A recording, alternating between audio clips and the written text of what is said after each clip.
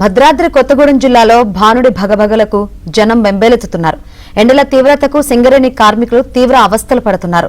నిన్న 46.4 డిగ్రీల ఉష్ణోగ్రత నమోదైంది. దీంతో కార్మికులకు వడదెబ్బ తగలకుండా జాగ్రత్తలు తీసుకుంటున్నట్లు సింగరేణి యాజమాన్యం తెలిపింది.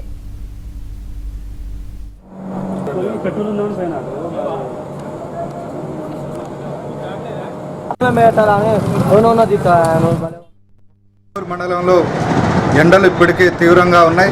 ఖమ్మం జిల్లాలో అత్యధిక ఉష్ణోగ్రత మనుగూరు మండలంలో నమోదవుతుంది. అంటే ఎంత తీవ్రత ఉన్నదో ఇక్కడ సింగరేణి ప్రభావిత ప్రాంతం కావటం, ఇక్కడ ఓసీలు ఎక్కువ ఉండటం వల్ల ఈ పొగ్గు వల్ల ఇక్కడ ఉష్ణోగ్రత అధికంగా వస్తున్నది. దీనివల్ల ప్రజలు తీవ్రంగా ఇబ్బంది పడుతూ ఉన్నారు. ఈ ఎండలను దృష్టిలో పెట్టుకొని ఇక్కడ ఉన్నటువంటి సింగరేణి ప్రజలను రక్షించాల్సిన అవసరం ఉన్నది.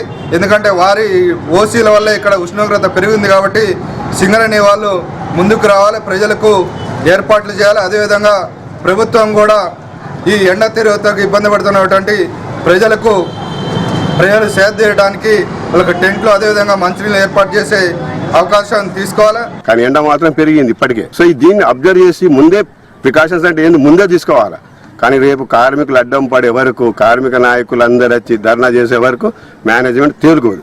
నామకే వాస్తే టైమింగ్ మారుస్తారు. కానీ ఇలాంటివి కాకుండా ఆరోగ్యం పట్ల చిత్తశుద్ధి ఉంటేనే అది సాధ్యమవుతుంది. వాళ్ళు ఏమనుకుంటారంటే ఈ టైమింగ్స్ మారిస్తే ఇవన్నీ చేస్తే ఇవి ఖర్చులు ఎక్కువ, ప్రచారం చేసుకుంటే సరిపోద్ది అనే టైప్లో ఉన్నారు. కానీ ఆ కార్మికుడు కనుక అనారోగ్యానికి గురి అయితే ఆబ్సెంటేజం పెరిగి ఆటోమేటిక్గా ఉత్పత్తి తగ్గిపోద్ది.